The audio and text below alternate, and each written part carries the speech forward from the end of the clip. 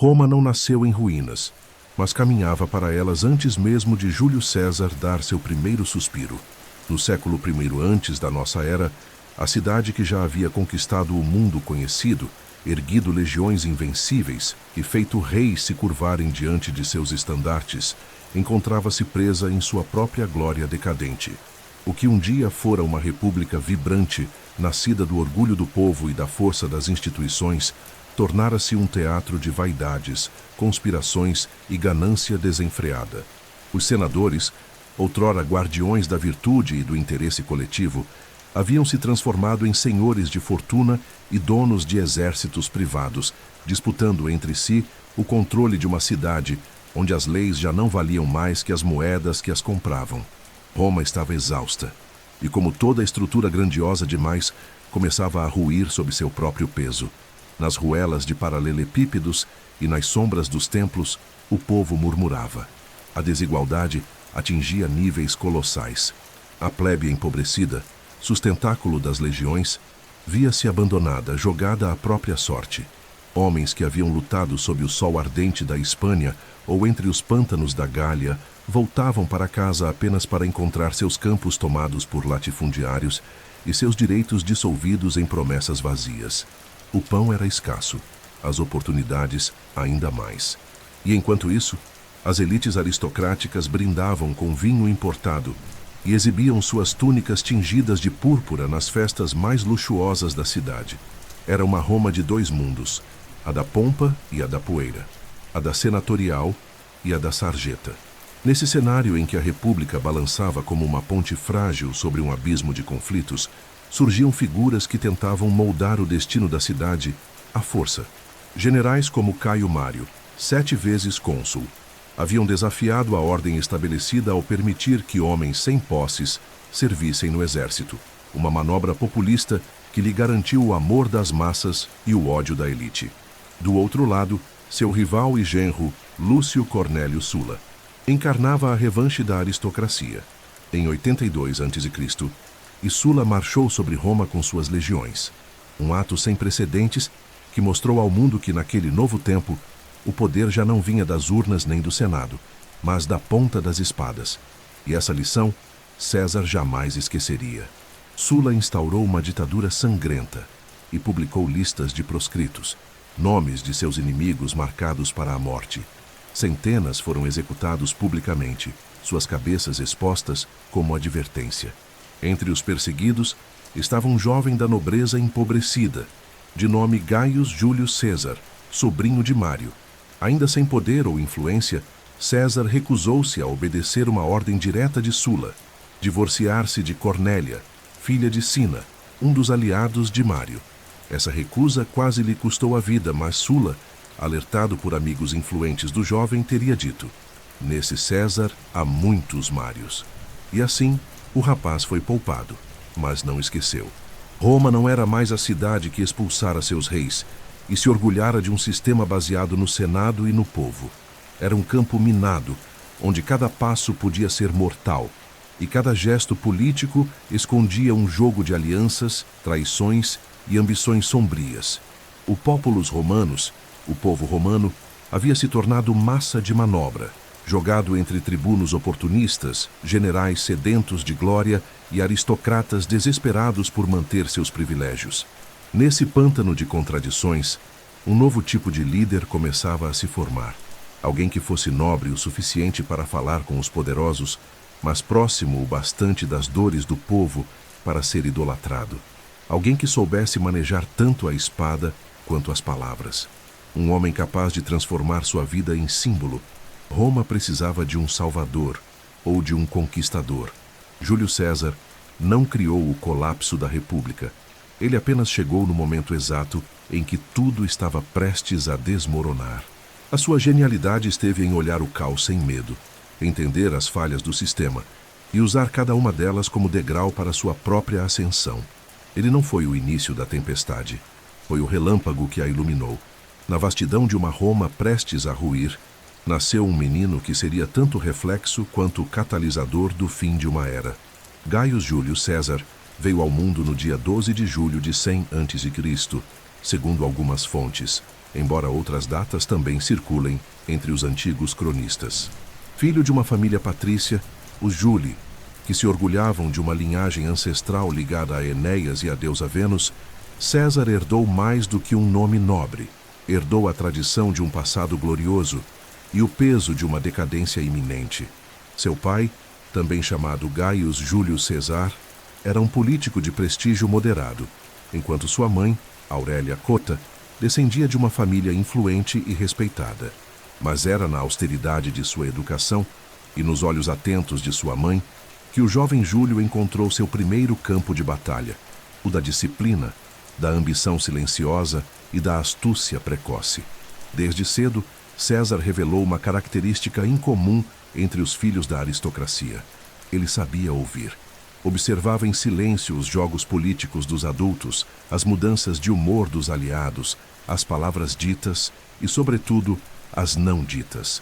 Não era o mais forte, nem o mais rico, nem o mais influente, mas desde cedo demonstrou uma habilidade rara de se mover entre os mundos, com uma elegância que escondia intenções ferozes. Enquanto outros buscavam prestígio através da ostentação, César investia em algo mais precioso, sua reputação. Sabia que na política romana a imagem era tudo, e começou a moldar a sua como quem esculpe uma estátua para durar milênios. Em sua juventude, Roma vivia os estertores da guerra entre Sula e os partidários de Mário, tio de César por afinidade. A escolha por apoiar Mário, mesmo após sua queda, colocou o jovem patrício em rota de colisão com o ditador Sula. O episódio do casamento com Cornélia, filha de um dos maiores inimigos de Sula, é emblemático. Quando ordenado a se divorciar, César recusou, um gesto impensável para alguém em início de carreira. E pagou caro por isso. Teve de fugir, mudar de cidade, esconder-se em lugares remotos e enfrentar doenças e perseguições. Mas sobreviveu. E sobreviveu com a cabeça erguida. Esse ato solitário de desafio contra o poder absoluto se tornaria o primeiro indício de que dentro daquele jovem franzino havia mais do que vaidade ou loucura. Havia um projeto. E esse projeto era Roma. César foi forjado no exílio, como tantos heróis clássicos. Longe dos palácios e das avenidas da capital, enfrentou febres e fome, subornos e traições, mas cada adversidade serviu como lição. Aprendeu a negociar com bárbaros e senadores, a adaptar seu discurso conforme o público e, sobretudo, a cultivar aliados nos lugares mais improváveis. Quando Sula morreu e seus inimigos começaram a ressurgir das sombras, César retornou, não com armas, mas com palavras. E com palavras começou sua lenta, meticulosa e implacável ascensão. Para galgar os degraus da vida pública, César escolheu primeiro brilhar como advogado e orador. Inspirado em figuras como Cícero, viajou para a Grécia, onde estudou com mestres da retórica. Foi ali, entre os mármores de Atenas e as sombras dos teatros helênicos, que aperfeiçoou o domínio da fala, aquela que moveria multidões, desafiaria o Senado e venceria guerras antes mesmo que os estandartes fossem erguidos. De volta a Roma, começou a atuar nos tribunais defendendo casos difíceis, atacando figuras poderosas com ousadia e, ao mesmo tempo, conquistando a simpatia do povo com discursos envolventes, repletos de empatia e fervor cívico. A trajetória política de César, como tribuno militar e depois como questor na Espanha, foi marcada por uma habilidade singular de se adaptar às circunstâncias sem jamais perder o rumo. Era generoso com os soldados, sedutor com os aliados, implacável com os adversários e sempre atento ao cenário maior. Em Espanha, diante da estátua de Alexandre, chorou. Tinha mais de 30 anos e ainda não havia conquistado nada comparável ao que Alexandre já havia feito antes dos 30. Aquela lágrima não era de frustração, mas de promessa silenciosa. Ele seria maior. Ao retornar de suas campanhas iniciais, César começa a atuar como edil curul, um cargo responsável pela organização de jogos públicos e festivais. E é aqui que sua genialidade estratégica brilha mais uma vez. Em vez de economizar e seguir a moderação, ele gasta fortunas que não possuía para oferecer ao povo os espetáculos mais grandiosos que Roma já tinha visto. Gladiadores, teatro, corridas de bigas, distribuição de comida, tudo financiado por dívidas monstruosas. Mas essas dívidas não eram descuido, eram investimento. Cada jogo era um voto, cada espetáculo uma lembrança viva em milhares de romanos. E assim, o jovem patrício se tornava, pouco a pouco, o homem do povo.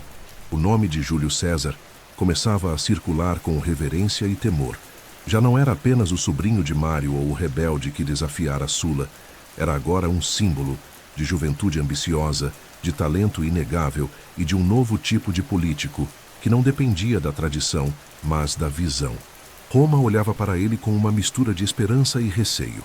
Alguns viam nele um salvador, outros uma ameaça, mas todos, sem exceção, compreendiam que ele não era comum.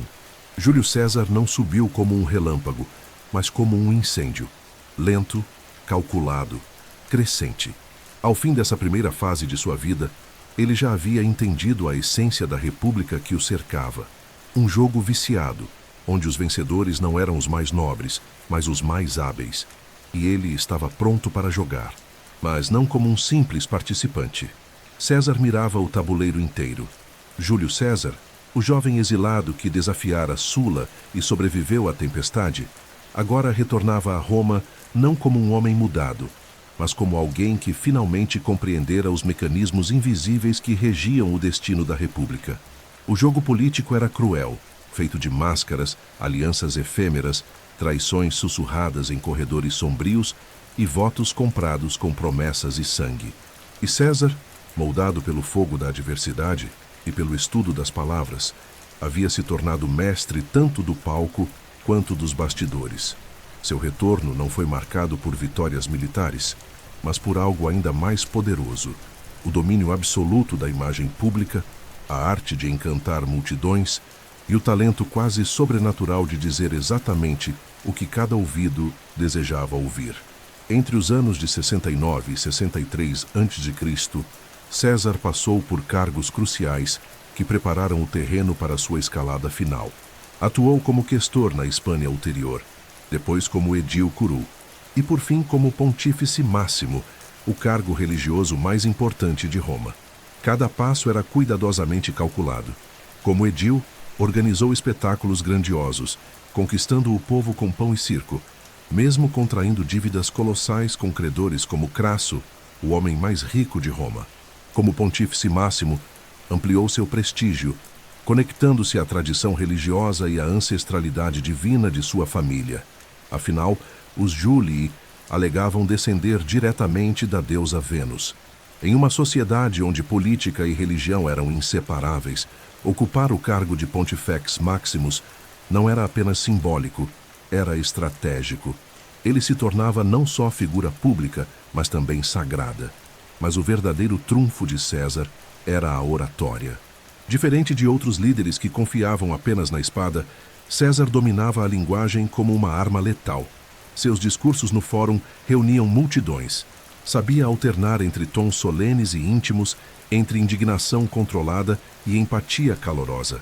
Falava com o Senado como um igual, com os soldados como um irmão, com o povo como um pai afetuoso.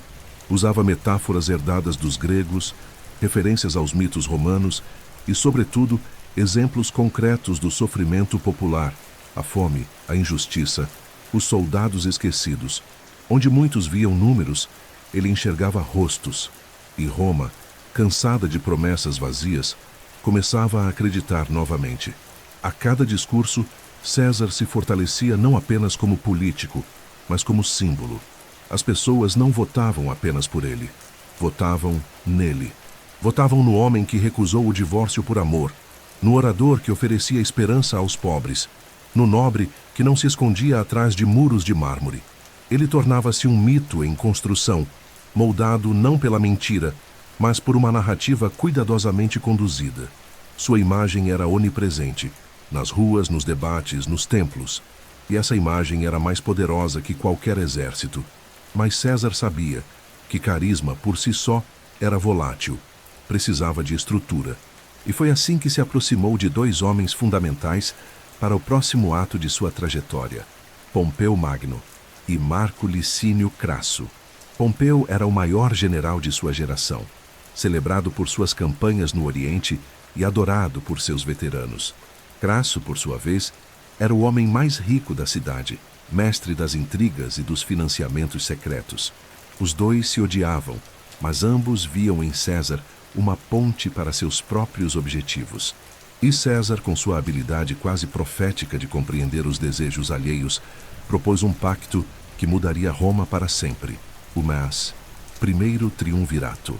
Esse acordo informal entre os três homens mais poderosos de Roma selou o destino da República.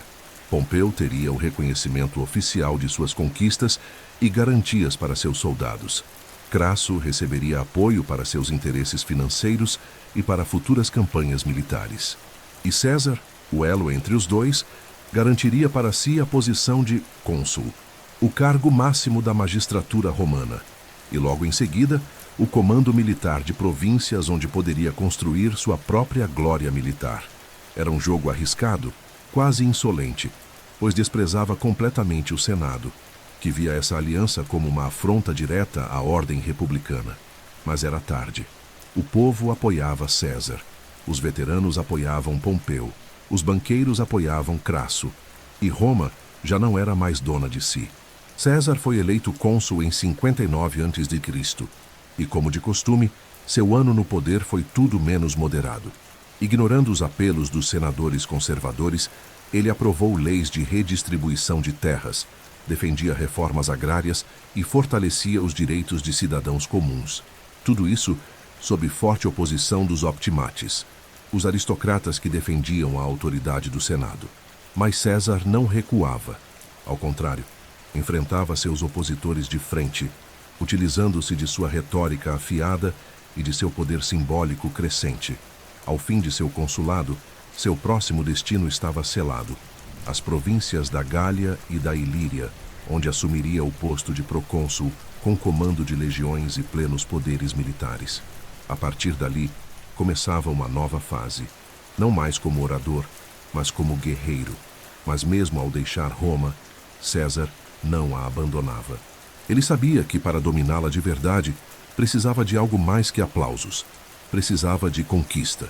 E a Gália, ainda dividida, rebelde e cheia de tribos beligerantes, seria o palco onde ele escreveria, com sangue e glória, os capítulos mais célebres de sua lenda. Roma, que já fora governada por reis, cônsules e senadores, agora se curvava silenciosamente diante de um pacto não escrito, selado não em mármore, mas nas sombras do poder. Primeiro Triunvirato, como seria chamado posteriormente pelos historiadores, não era uma instituição oficial, tampouco reconhecida pelas leis republicanas. Era, na verdade, um acordo secreto entre ambições. Um casamento de conveniência entre três homens que juntos reuniam aquilo que nenhum outro político de Roma possuía: popularidade, riqueza e glória militar. Júlio César, Marco Licínio Crasso e Pompeu Magno haviam transformado Roma em um tabuleiro particular, e cada um deles movia as peças de acordo com seus interesses, usando o Senado como cortina e o povo como escudo. Marco Licínio Crasso, o mais velho dos três, era o símbolo vivo da fortuna romana. Construiu seu império financeiro explorando incêndios urbanos, comprando propriedades de cidadãos desesperados e lucrando com o sofrimento alheio. Mas não era apenas um usurário. Era também um político astuto, que conhecia os meandros da influência como poucos. Sonhava com prestígio militar que rivalizasse com o de Pompeu, mas seus fracassos no campo de batalha, especialmente em sua tentativa de sufocar a revolta de Espartaco, ainda manchavam seu nome com a lama da hesitação e da crueldade. Crasso precisava de uma nova chance, de uma província rica para conquistar, e de aliados que suavizassem sua imagem entre os populares. Pompeu, por outro lado, era o herói do povo. Sua carreira fulminante começara sob os auspícios de Sula, mas seu talento bélico logo o tornou indispensável. Derrotou os piratas do Mediterrâneo, esmagou inimigos no Oriente e restaurou o prestígio de Roma em regiões esquecidas. Tinha exércitos leais, veteranos que o adoravam e o clamor popular a seu favor. Mas o Senado se recusava a ratificar suas conquistas e a garantir terras para seus soldados desmobilizados. uma afronta que feriu seu orgulho e o isolou politicamente. Pompeu, embora temido, estava vulnerável. E César, com sua perspicácia silenciosa, percebeu isso antes de todos. Foi César o arquiteto do pacto. Viu no ressentimento de Pompeu e na ambição de Crasso as chaves para destravar seu próprio destino. O acordo era simples em sua essência, mas revolucionário em sua aplicação. Os três dividiriam a influência sobre Roma, apoiariam mutuamente suas propostas, protegeriam seus interesses e, juntos, tomariam decisões que impactariam toda a República. Para selar o acordo, César ofereceu sua própria filha, Júlia, em casamento a Pompeu, um gesto que não era apenas político, mas profundamente simbólico. Era a fusão das casas, a união do general com o tribuno, a mistura de poder militar e carisma popular em um só corpo político. Em 59 a.C., César assumiu o consulado e imediatamente usou sua posição para honrar o pacto. Aprovou leis de redistribuição de terras para os veteranos de Pompeu, garantiu contratos lucrativos para os aliados financeiros de Crasso e distribuiu privilégios que silenciaram parte da oposição senatorial. Seus métodos eram criticados pelos conservadores, especialmente por Catão, o jovem Bu, símbolo da velha república, mas César os enfrentava com um sorriso. Sabia que o poder real já não estava nas tradições ou nas palavras dos oradores do Senado. Estava nas ruas, nos exércitos, nos financiadores de campanha. E ele dominava cada um desses campos com habilidade letal. Mas esse triunvirato era, como todo pacto entre titãs, instável por natureza. César era o elo que mantinha Crasso e Pompeu unidos. Quando ele deixasse Roma para assumir o governo das províncias da Gália e da Ilíria, a frágil aliança começaria a se deteriorar. Crasso invejava a fama crescente de César. Pompeu, por sua vez, sentia-se desconfortável com o brilho do genro, que começava a eclipsá-lo no coração do povo. A morte de Júlia, em 54 a.C., foi o primeiro golpe fatal na união. Sem ela, a ligação afetiva entre César e Pompeu se desfez. Restava apenas o pacto político, que aos poucos se esfarelava com as tensões crescentes. Ainda assim, durante os primeiros anos da Gália, o triunvirato manteve sua força. Crasso recebeu o comando da Síria, onde planejava uma campanha contra os partas, uma tentativa de finalmente alcançar a glória militar que tanto desejava. Mas essa expedição seria sua ruína. Em 53 a.C., na Batalha de Carras, Crasso foi derrotado de forma humilhante e brutal. Suas legiões foram massacradas e ele próprio foi morto em circunstâncias grotescas, dizem, com ouro derretido despejado em sua garganta como punição simbólica por sua sede de riqueza. Com sua morte, o tripé que sustentava o poder paralelo em Roma colapsou. Pompeu, agora sem César por perto e sem Crasso como contrapeso, começou a se aproximar do Senado. Recebeu poderes extraordinários para manter a ordem, foi nomeado cônsul único em 52 a.C. e passou a agir como defensor da ordem republicana, o mesmo sistema que antes o desprezava. O confronto entre Pompeu e César tornou-se inevitável. Dois antigos aliados, agora rivais, caminhavam para um embate final, que não seria apenas político, mas civilizacional. Roma seria forçada a escolher: ou cedia ao novo mundo que César representava, ou tentaria restaurar à força uma república que já não existia senão em discursos e lamentos. O triunvirato fora para César um trampolim, para Roma uma bomba relógio, e o tempo da explosão estava chegando. Quando Júlio César deixou Roma para assumir o governo das províncias da Gália Cisalpina, Gália Transalpina e Ilíria, poucos senadores compreenderam a profundidade do plano que se desenhava. Para muitos, era apenas mais um político afastado temporariamente do cenário central. Mas César não via a Gália como um posto administrativo. Ele a via como o teatro ideal para construir sua verdadeira grandeza. Era na guerra que os homens se tornavam lendas. Que a Gália, selvagem, fragmentada e insubmissa, oferecia a ele o palco perfeito para transformar seu nome em imortalidade. A Gália não era uma terra unificada. Era um mosaico tribal, composto por povos celtas orgulhosos, guerreiros ferozes, druidas influentes e cidades independentes. frequentemente em conflito umas com as outras. Havia séculos de resistência contra a influência romana, e o território, vasto e indomável, representava um desafio logístico e militar imenso. Mas era justamente isso que tornava a campanha irresistível para César. Um território difícil seria a justificativa perfeita para manter um exército próprio, longe da vigilância direta do Senado e por tempo indeterminado. Enquanto fingia proteger os interesses de Roma, ele erguia seu próprio império.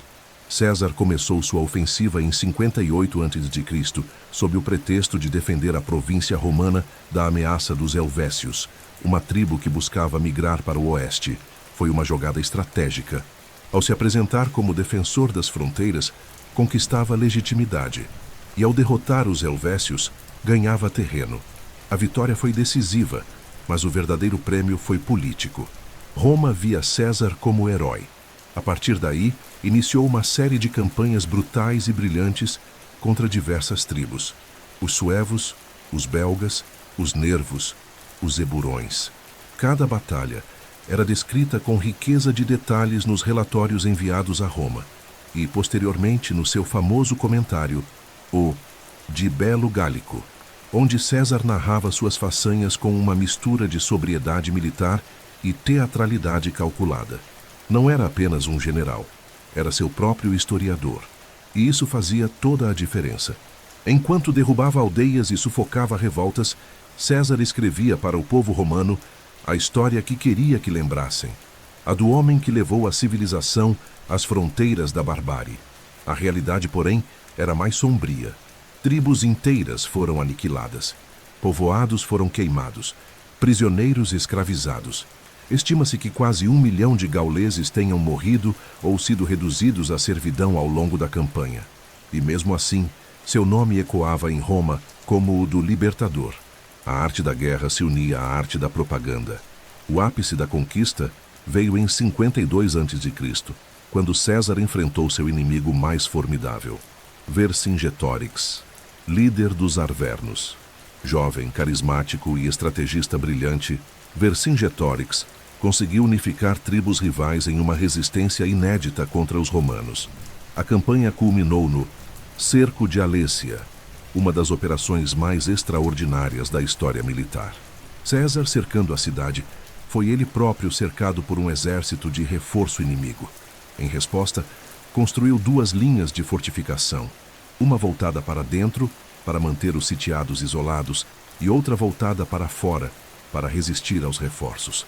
Durante semanas, seus soldados enfrentaram fome, exaustão e ataques incessantes, mas resistiram. E no fim, Alésia caiu. A rendição de Vercingetorix foi tão simbólica quanto estratégica.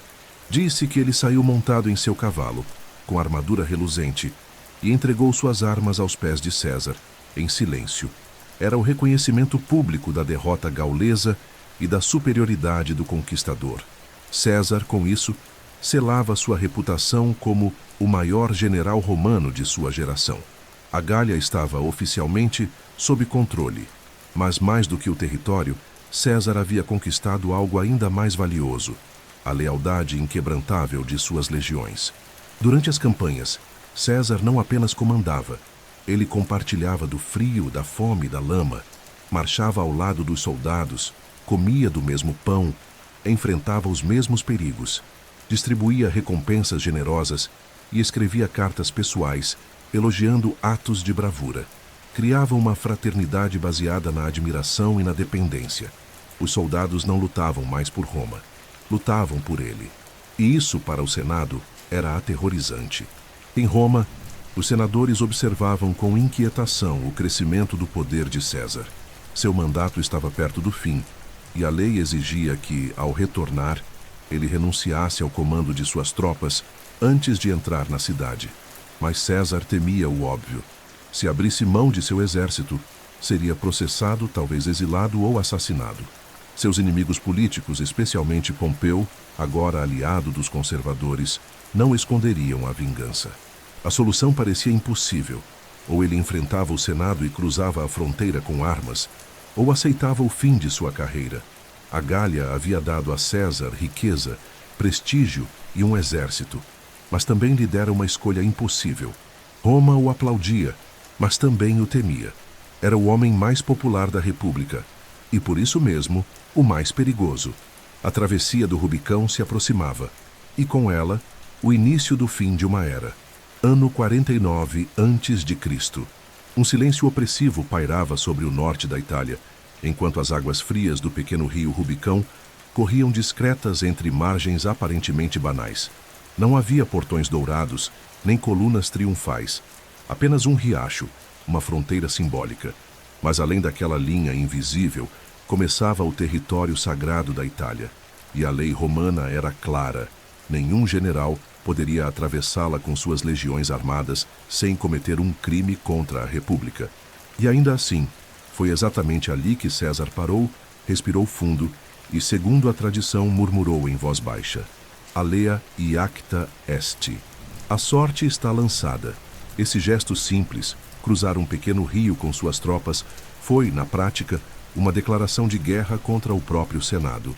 Durante anos, César construíra sua glória longe de Roma, conquistando a Gália, escrevendo memórias em terceira pessoa e moldando a opinião pública com astúcia. Agora, porém, não havia mais espaço para manobras. Seus inimigos exigiam que ele retornasse sem exército, como qualquer cidadão comum. Mas César sabia que, se o fizesse, seria engolido por acusações, julgamentos políticos e, talvez, até pela morte. Seus aliados haviam sido silenciados. Pompeu, antes seu amigo e genro, agora era o escudo do Senado. Não havia mais pontes. Só havia o Rubicão. O cruzamento do Rubicão não foi apenas um movimento militar. Foi uma revolução simbólica. Naquele momento, a velha Roma, a das leis, do Senado, da tradição republicana, começou a desmoronar. O povo, dividido entre o medo da guerra e a esperança de mudança, observava em silêncio. César não marchava como um invasor estrangeiro, mas como um libertador que desafiava os privilégios de uma elite corroída pela corrupção. Seus soldados, veteranos endurecidos pela campanha da Gália, o seguiam não por dever, mas por devoção. Não eram apenas tropas. Eram testemunhas vivas de sua legitimidade. Pompeu, por sua vez, reagiu com hesitação. Detinha o apoio do Senado, mas subestimara a rapidez e o apoio popular de César. Quando recebeu a notícia da travessia, optou por recuar de Roma e reunir forças no sul da Itália e depois na Grécia, esperando vencer César com uma guerra prolongada. Mas esse recuo teve consequências profundas. Deixar Roma sem resistência permitiu que César entrasse na cidade como herói, não como traidor. Ele não tomou a capital com violência. Entrou sem luta, como se fosse o retorno natural de um filho pródigo. E ali começou a verdadeira guerra civil. Durante meses, as legiões de César varreram a Península Itálica com mínima resistência. As cidades, em sua maioria, se rendiam pacificamente, algumas até celebravam sua chegada. Os veteranos de Pompeu estavam desorganizados e divididos.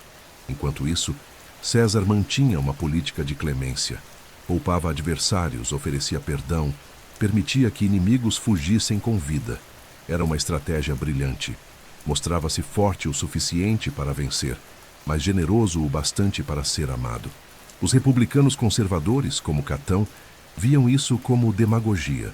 Mas para o povo, César era o rosto de uma nova Roma, mais justa e mais humana.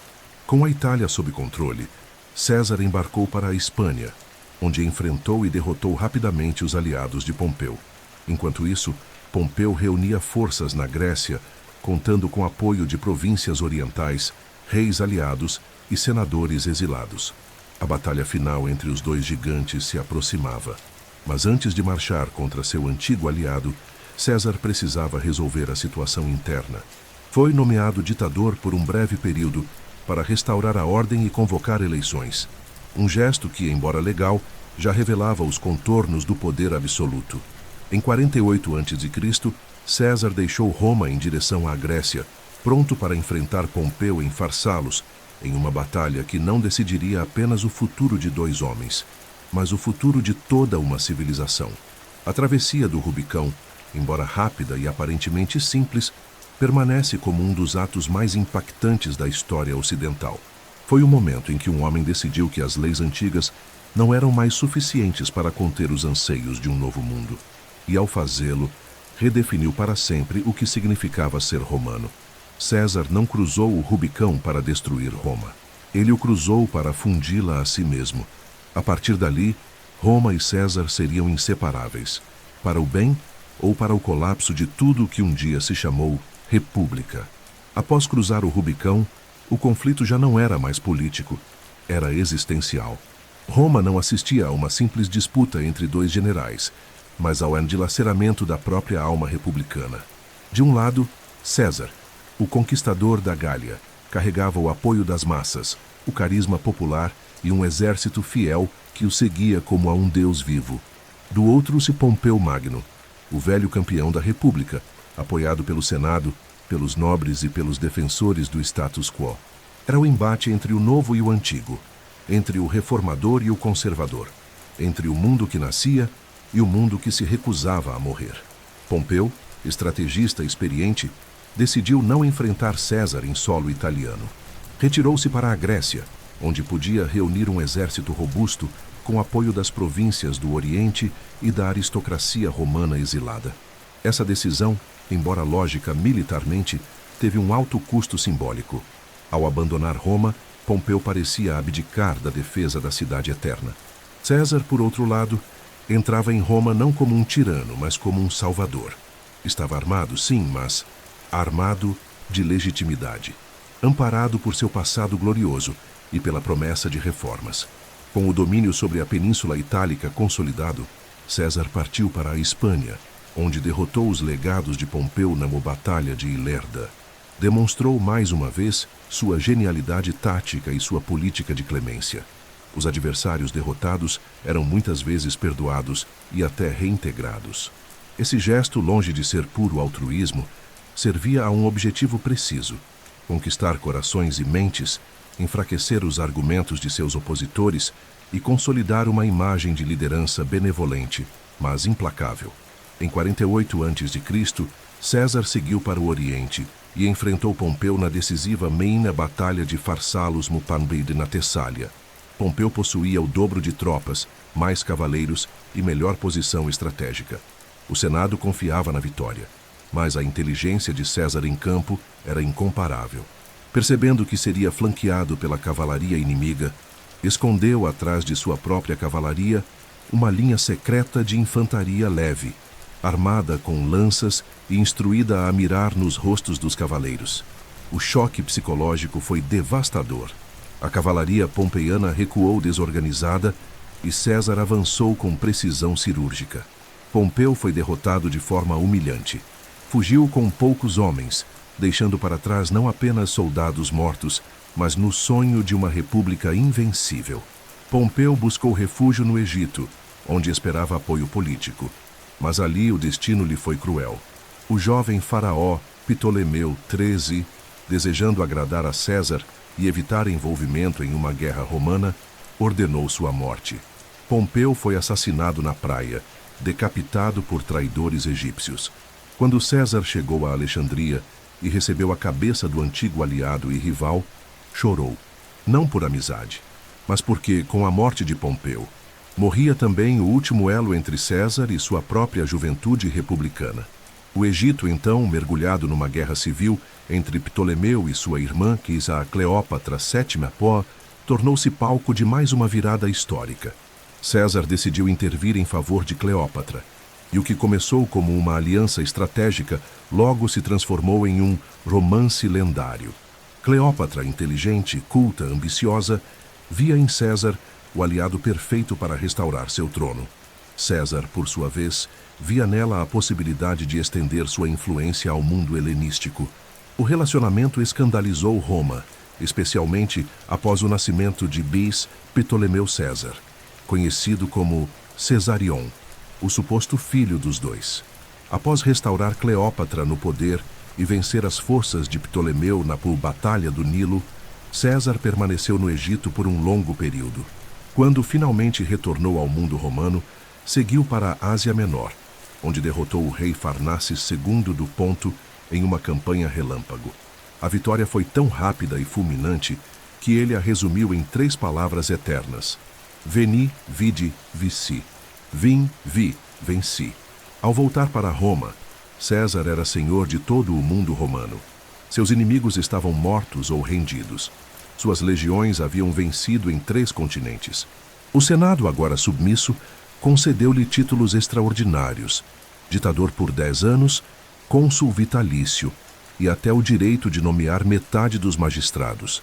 Seu rosto foi cunhado em moedas, suas estátuas erguidas nos templos. Mas em meio à glória crescente, César começava a dar sinais de que não estava satisfeito. Não bastava ser o mais poderoso de Roma. Ele queria ser Roma. Essa ambição, que parecia grandiosa aos olhos dos aliados e intolerável aos olhos dos puristas, começaria a semear a tragédia. A guerra civil entre Pompeu e César havia terminado, mas um novo conflito surgia, invisível, silencioso, mais letal que os campos de batalha. A guerra entre a memória da República e a vontade de um só homem. Roma estava acostumada a receber generais vitoriosos, mas jamais estivera diante de alguém como Júlio César. Seu retorno após vencer Pompeu, restaurar Cleópatra, subjugar inimigos no Oriente e consolidar seu domínio sobre a Espanha foi mais que um desfile triunfal. Foi a consagração de uma nova era. Roma, fatigada por décadas de guerras civis e corrupção senatorial, olhava para aquele homem não apenas como um comandante, mas como um arquiteto de uma nova ordem. E César, ciente do momento histórico que vivia, começou a redesenhar os alicerces da República com mãos firmes, olhos visionários e uma pressa que só os imortais ousam cultivar. Ao contrário dos ditadores antigos que assumiam o poder temporariamente em tempos de crise, César queria algo mais profundo, uma revolução institucional sem sangue. Ao assumir o cargo de ditador, primeiro por 1 ano, depois por 10, e enfim vitaliciamente, ele não destruiu o Senado, mas o esvaziou. Multiplicou o número de senadores de 600 para 900, preenchendo as vagas com seus aliados e protegidos. O Senado continuava a existir, sim, mas sua voz tornava-se um eco obediente das vontades de César. Era uma estratégia genial: preservar a aparência da República enquanto o poder real se concentrava em um só nome. Mas sua ambição não se limitava à política. César era, antes de tudo, um reformador. Sabia que o poder que não beneficia o povo é efêmero, e por isso iniciou uma série de transformações que tocavam todos os aspectos da vida romana. O calendário, por exemplo, foi reorganizado com base no ciclo solar egípcio. Nascia o calendário juliano, com 365 dias e um ano bissexto a cada 4. Uma estrutura que, com poucas alterações, sobrevive até hoje. Já não se tratava apenas de controlar as legiões ou o Senado. César agora controlava o tempo. Na economia, redistribuiu terras, reduziu a dívida pública e limitou o número de beneficiários do trigo estatal, buscando frear o parasitismo urbano. Ofereceu cidadania a diversas regiões da Gália, estabeleceu colônias em territórios estratégicos, garantiu benefícios a veteranos e até reorganizou o sistema de tributos nas províncias, eliminando intermediários corruptos. Com essas medidas, não só fortalecia sua base de apoio, como também criava uma máquina administrativa sólida, eficiente e pessoalmente leal. Roma deixava de ser um amontoado de clientelas locais e tornava-se um corpo único, pulsante, unificado pela autoridade de um só cérebro. César também apostava em símbolos. Aceitou honrarias divinas. Teve sua estátua colocada nos templos ao lado dos deuses. Foi nomeado pai da pátria. Vestiu o manto roxo dos reis e começou a ser chamado de imperator, com frequência crescente. Em uma cidade que expulsara seus reis séculos antes, esses gestos despertavam desconforto. Seus adversários sussurravam: "Ele quer ser rei." E embora César rejeitasse formalmente a coroa, os sinais se acumulavam. Quando Marco Antônio tentou coroá-lo publicamente durante as Lupercálias, e ele recusou diante do povo, alguns aplaudiram a humildade, outros viram encenação. A fronteira entre a república e a monarquia tornava-se cada vez mais nebulosa, mas o maior perigo para César não vinha do povo, vinha de seus próprios pares. Os senadores, herdeiros de uma tradição milenar, assistiam à erosão silenciosa de seus privilégios. Os mais antigos sentiam que seus nomes, uma vez sagrados, agora se curvavam diante de novos homens sem passado, alçados ao poder por César. Os jovens, privados de ambições políticas legítimas, viam o futuro sequestrado. A clemência de César, paradoxalmente, foi um erro estratégico. Poupou muitos que, no fundo, sonhavam em vê-lo morto. E havia ainda um sentimento difuso, difícil de nomear, mas fácil de sentir. César tornava-se grande demais. Sua presença eclipsava todos os outros. Nada florescia à sua sombra. Mesmo seus aliados, como Brutus e Cássio, começavam a questionar o rumo que a cidade tomava. Os murmúrios de que Roma estava, de fato, sob uma nova monarquia, cresciam como ervas daninhas nos corredores do Senado. A ideia de uma conspiração antes impensável passava a ser discutida em sussurros nervosos, em olhares cúmplices, em apertos de mão silenciosos. Não era apenas uma questão política, era de um dilema existencial. Ou Roma eliminava César, ou aceitava que nunca mais seria uma república. Mas César, absorvido por sua grandeza, ignorava os sinais, ou talvez os visse, mas confiasse demais em seu prestígio, em sua clemência passada, em sua história pessoal com cada um dos que agora tramavam seu fim. Talvez acreditasse que Roma o amasse demais para matá-lo, ou talvez soubesse, no fundo, que um homem como ele não morre no silêncio da velhice, morre no auge, como um cometa que se recusa a apagar lentamente. E assim, enquanto reformava os calendários, reescrevia leis e planejava uma nova campanha para o Oriente, onde sonhava derrotar os partas e igualar-se a Alexandre, o Grande. César se aproximava da morte, com a mesma altivez com que atravessara o Rubicão. A cidade que ele salvara se preparava para traí-lo. E o Senado, transformado em palco, logo se tornaria o cenário de sua tragédia final. Roma já conhecera traições, conspirações e tiranias.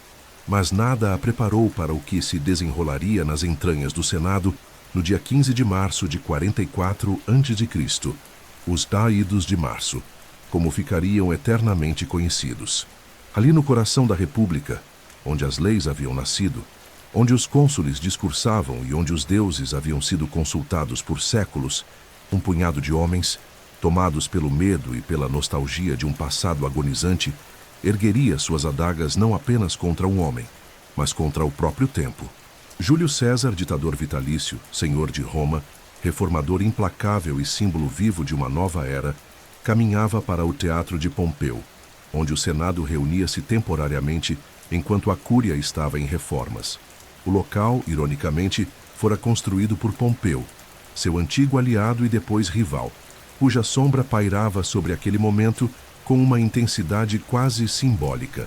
Os presságios, para quem acreditava neles, estavam por toda parte. Relâmpagos cortaram o céu. Pássaros se comportaram de modo estranho. A esposa de César, Macalpurnia, sonhara com sua morte e implorara para que ele não saísse naquele dia. Mas César, envolto por sua aura de invencibilidade, sorriu. O que está destinado acontecerá.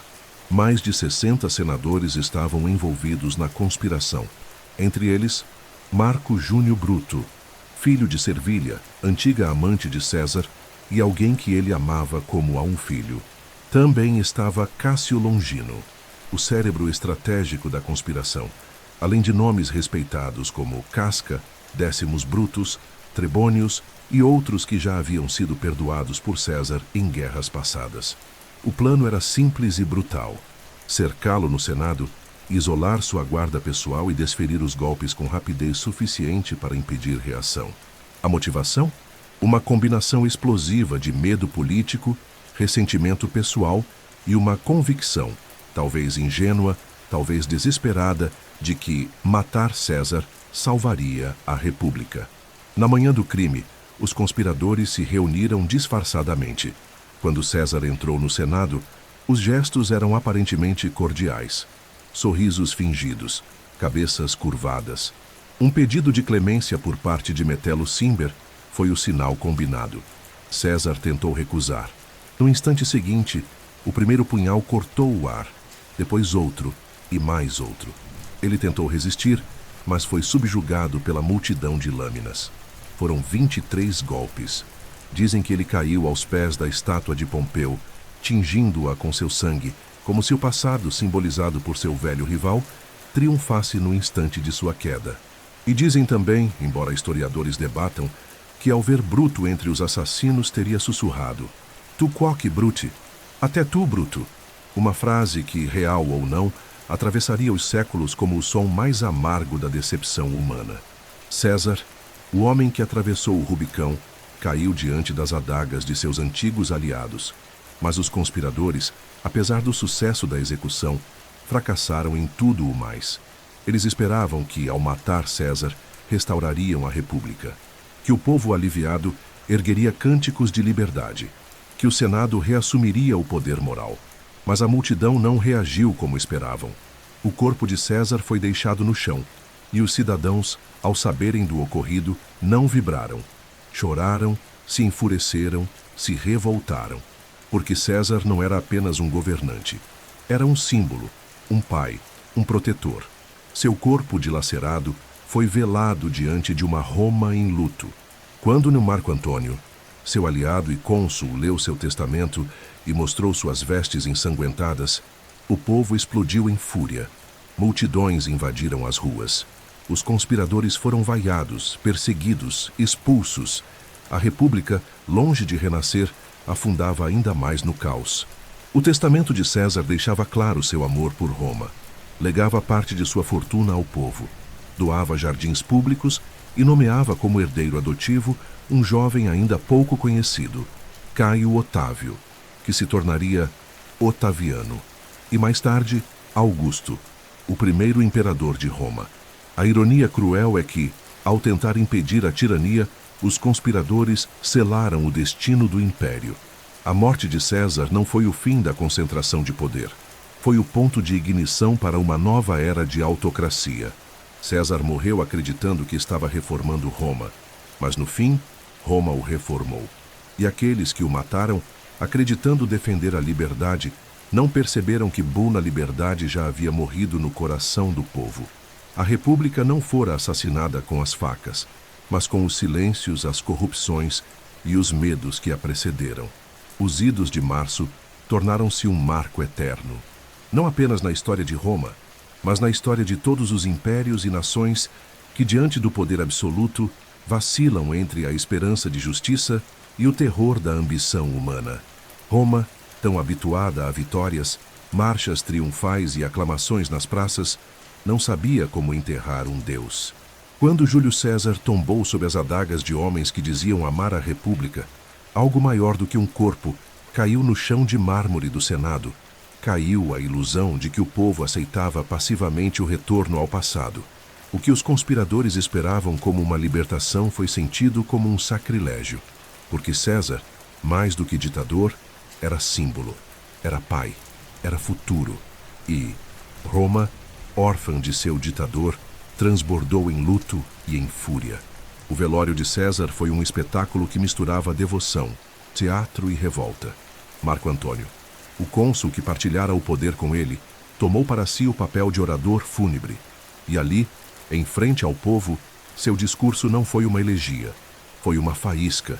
Vestido de preto, com a toga manchada pelo sangue de César nas mãos, Marco Antônio expôs as feridas do ditador e da cidade ao mesmo tempo. Citou seus feitos, suas leis, sua clemência, e então revelou o testamento. César havia deixado a cada cidadão romano uma quantia em dinheiro e doado seus jardins à cidade. Ele havia pensado em todos. Até no fim, pensara no povo. As palavras inflamaram as almas. O choro virou grito. O respeito virou cólera. As multidões romperam o silêncio dos becos e avenidas. Ergueram uma pira funerária improvisada no Fórum Romano, ali mesmo, diante da estátua de César. O fogo consumiu o corpo, mas incendiou também o coração de Roma. O povo pegou em armas, saqueou as casas dos conspiradores, espalhou caos pelas ruas. Brutus, Cássio, Décimos e os demais fugiram às pressas, protegidos por guardas ou escondidos por aliados. Tinham matado o homem, mas não o mito. O Senado, que sonhava recuperar sua autoridade, se viu reduzido à impotência. Não podia conter a revolta popular, nem restaurar a ordem. A autoridade moral estava agora com Assatici Marco Antônio, que emergia como herdeiro político e protetor do legado de César. Mas havia um novo jogador no tabuleiro: Caio Otávio, sobrinho neto e herdeiro adotivo de César, um jovem de apenas 19 anos, magro, discreto, mas astuto e movido por uma determinação silenciosa. Otávio chegou a Roma sob suspeita. Muitos senadores o subestimaram, julgando-o frágil demais para os jogos brutais do poder. Mas ele trazia algo que nenhum outro homem ali possuía: o nome de César. E com ele, a lealdade de veteranos, o respeito de cidades aliadas e a simpatia popular. Rapidamente, formou um delicado e perigoso equilíbrio com Marco Antônio, dividindo o controle político de Roma enquanto os assassinos de César se escondiam no Oriente, reorganizando suas forças para tentar retomar a cidade. O luto coletivo, longe de ser apenas emoção, tornou-se movimento político. Estátuas de César foram erguidas. Seu nome começou a ser cultuado. Foi declarado divino pelo Senado, Divus Julius, transformando-se no primeiro cidadão romano a ser oficialmente deificado. Em questão de meses, César já não era apenas lembrado, era adorado. Os que haviam derramado seu sangue eram agora perseguidores dos deuses. As consequências da sua morte foram imediatas e violentas. A tentativa de restaurar a República fracassou antes mesmo de nascer. O povo, que antes aceitava a autoridade do Senado como um fato da tradição, passou a vê-lo como um obstáculo à justiça. E os homens que outrora gritavam por liberdade passaram a clamar por um novo César, alguém que restaurasse a estabilidade, o pão, a ordem. Roma, mais uma vez, pedia um imperador, mesmo sem nomeá-lo assim. O luto por César moldou o destino de Roma mais profundamente do que qualquer reforma viva que ele pudesse ter promulgado. Porque ele morreu no auge, no centro, no momento exato em que sua ausência seria sentida com força avassaladora. E isso, mais do que suas campanhas, mais do que suas leis, imortalizou sua figura. As ruas de Roma não voltariam a ser as mesmas. As praças não voltariam a ecoar apenas discursos senatoriais. Algo fora despertado, uma nova mentalidade, uma nova relação entre o povo e o poder. Os dias da República, mesmo que ainda vivos no papel, haviam sido sepultados junto ao corpo de César. E da dor, da revolta e da saudade coletiva emergiria em breve um novo mundo, o Império. A morte de Júlio César não restaurou a República, ao contrário, desnudou suas fraquezas de forma irreversível. O que veio a seguir não foi a reconstrução de instituições republicanas, mas um novo ciclo de guerras, conspirações e purgas, cujo desfecho já não deixava dúvidas. Roma jamais voltaria a ser o que fora. E no meio dos escombros deixados pelo assassinato de César, um novo protagonista emergia das sombras com uma frieza quase divina e uma paciência de mármore: Caio Otávio, que logo seria conhecido como Augusto. Otávio não era soldado, não era general, não era senador. Era um jovem de 19 anos, frágil de saúde, criado entre livros e retórica.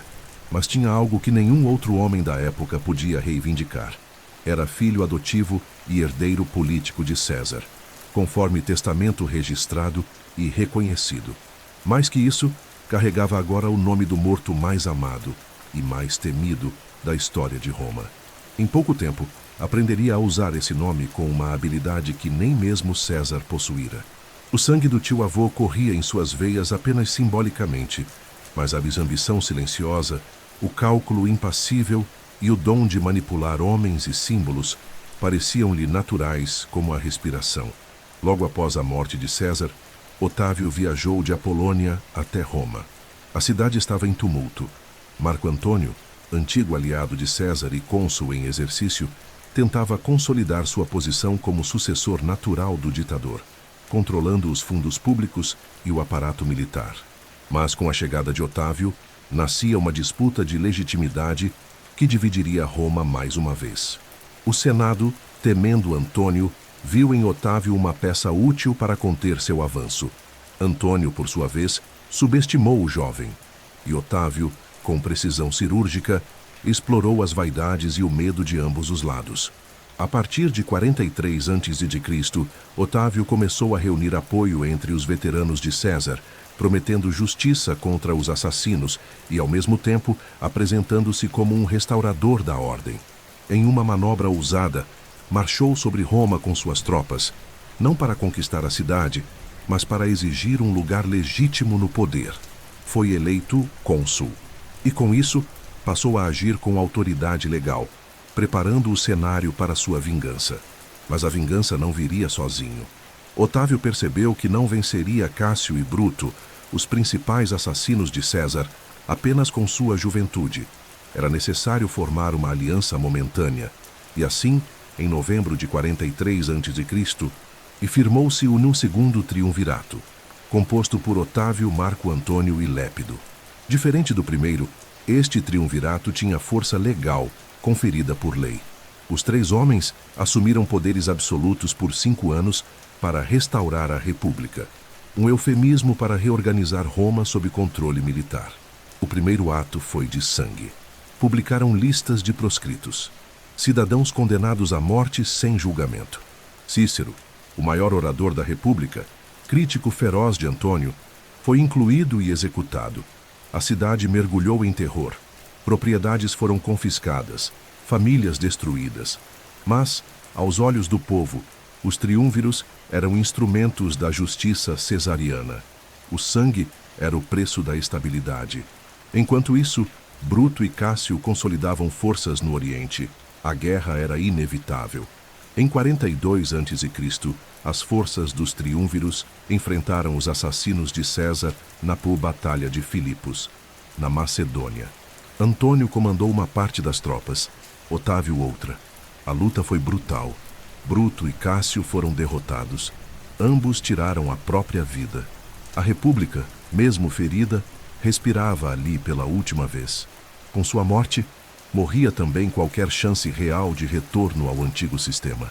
Com os rivais eliminados, o triunvirato começou a ruir por dentro. Lépido foi logo afastado por Otávio, reduzido a uma figura simbólica. E a relação entre Otávio e Marco Antônio deteriorava-se rapidamente. Antônio passava longos períodos no Egito, onde seu relacionamento com Cleópatra, rainha e antiga amante de César, se aprofundava. Juntos, proclamaram Cesarion, o filho de Cleópatra com César, como o verdadeiro herdeiro do ditador. Para Otávio, isso foi mais que uma afronta. Foi um ataque direto à sua legitimidade. Otávio, mestre da propaganda, começou a construir uma imagem de Antônio como traidor dos valores romanos. Enquanto ele, Otávio, encarnava a modéstia, a tradição e a disciplina romana, Antônio era retratado como um homem entregue ao luxo oriental, escravo de uma rainha estrangeira. A campanha foi eficaz. O povo se voltou contra Antônio. O Senado, controlado por Otávio, declarou guerra, não a Antônio, mas a Cleópatra. O embate final veio em 31 a.C., na costa da Grécia, na batalha naval de Áxio. A frota de Otávio, liderada por Misagripa, seu brilhante comandante, cercou e derrotou as forças de Antônio e Cleópatra. O casal fugiu para o Egito, onde, 1 ano depois, ambos tiraram a própria vida, preferindo a morte ao espetáculo de serem exibidos como troféus do novo mestre de Roma.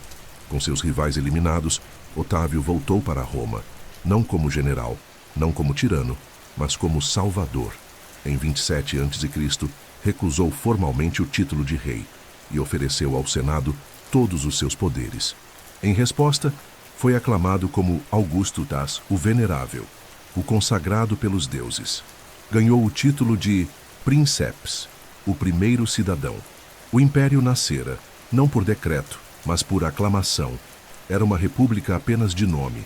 Na prática, o poder estava concentrado em um homem. Mas esse homem era discreto, comedido, paciente. Augusto não desejava parecer César. Ele desejava durar. E conseguiu. Sob seu comando, Roma viveu um dos períodos mais longos de paz da sua história, a Pax Romana. Estradas foram abertas, cidades fundadas, fronteiras fortalecidas. E o império, antes apenas uma ideia, tornou-se realidade palpável e eterna. César abrira as portas. Mas foi Augusto quem cruzou por elas e criou uma Roma que não pertencia mais aos deuses, mas aos homens que sabiam controlar o tempo, o poder e a memória. O corpo de Júlio César repousa há séculos sob as cinzas do tempo, mas sua sombra jamais deixou de caminhar sobre o mundo. Nenhuma outra figura romana, nem Augusto, nem Cícero, nem Trajano, nem mesmo Nero, foi tão lembrada, debatida, estudada, citada, imitada ou temida. Porque César não foi apenas um homem, ele foi um divisor de eras, um instante de ruptura entre o que Roma foi e o que se tornaria para sempre. Com ele, terminou a República, e com sua morte, nasceu o Império. Um império que duraria mais de 400 anos no Ocidente e mais de 1000 no Oriente. Um império que carregaria para sempre o nome de seu título, César, que se tornaria Kaiser, Czar, César do mundo. Mas quem foi afinal esse homem? Ele nasceu em meio à decadência da ordem republicana, viu o Senado apodrecer, as leis se tornarem moedas e a dignidade ser negociada como propriedade. Cresceu como espectador da desilusão e então decidiu tornar-se seu protagonista. Não se contentou com cargos comuns. Moldou o próprio destino com disciplina, coragem e uma clareza de visão que beirava o sobrenatural. Aprendeu com o exílio, negociou com os homens, seduziu multidões e usou cada passo da vida como instrumento de um plano maior: transformar-se na personificação de Roma. César foi militar, foi político, foi reformador, mas também foi escritor. Seu Samace de Belo Gálico não é apenas uma crônica de batalhas, é um manifesto de liderança, de autoridade, de estratégia. Em terceira pessoa, narrou seus feitos como se pertencessem a uma figura mitológica. Suas frases se tornaram eternas. A sorte está lançada. Vim, vi, venci. Até tu, Bruto. Reais ou não, essas palavras transcenderam a história e entraram na alma da cultura ocidental. A Igreja, séculos depois, usaria os termos do Senado, que o declarou divino, para moldar a santidade de seus mártires. Os imperadores que o seguiram buscariam imitá-lo ou superá-lo, e falhariam. Alexandre, o Grande, viveu antes de César. Napoleão e Hitler viriam séculos depois, mas nenhum deles conseguiria o que César realizou: redefinir o que é o poder absoluto e, ainda assim, morrer aclamado. No campo das reformas, César transformou o funcionamento do mundo romano. O calendário que usamos hoje nasceu das suas reformas. A estrutura de províncias, o sistema fiscal, a organização do exército, a própria noção de cidadania imperial foi plantada por suas mãos. Foi ele quem percebeu que Roma não podia mais ser apenas a cidade à beira do Tibre. Precisava ser uma ideia universal. Mas também foi contraditório. César matou para unir. Concentrava poderes enquanto falava de reformas. Salvava a plebe ao mesmo tempo em que esmagava tribos inteiras na Gália. Foi adorado e odiado. Adorado pelos que se beneficiaram de sua generosidade e temido pelos que viam nele a destruição do equilíbrio político. E essa ambiguidade faz dele uma figura mais complexa que qualquer mito. Ele era homem, mas um homem cuja ambição era tão vasta que nem mesmo o mundo parecia suficiente. Aqueles que o assassinaram jamais foram lembrados com glória. Bruto, Cássio e os demais foram derrotados pela história, porque o povo não queria um ideal de república abstrato. Queria pão, estabilidade, orgulho e ordem. E César, com sua presença firme e seu olhar penetrante, ofereceu isso como nenhum outro. Mesmo em sua morte, foi mais forte. O império que se seguiu foi construído com seu nome, seus métodos, sua lógica. Ao longo dos séculos, sua imagem foi reinventada. Plutarco o narrou com admiração. Suetônio explorou suas excentricidades. Tácito analisou suas consequências. E o Shakespeare, muito depois, o eternizou no teatro, colocando na boca dos seus assassinos dilemas que ecoam até hoje. Não amei César menos, mas amei Roma mais. Mas o público, geração após geração, continuou a amar César mais, porque no fundo, César é o espelho da nossa própria tensão entre ordem e liberdade, entre progresso e tradição. entre sonho e sangue. Roma foi antes dele. Roma foi com ele. E Roma nunca mais deixou de ser depois dele. Júlio César não apenas mudou o destino de Roma. Ele fundiu sua identidade à da cidade eterna. Ele se tornou o tempo. Ele se tornou a medida. Ele se tornou Roma.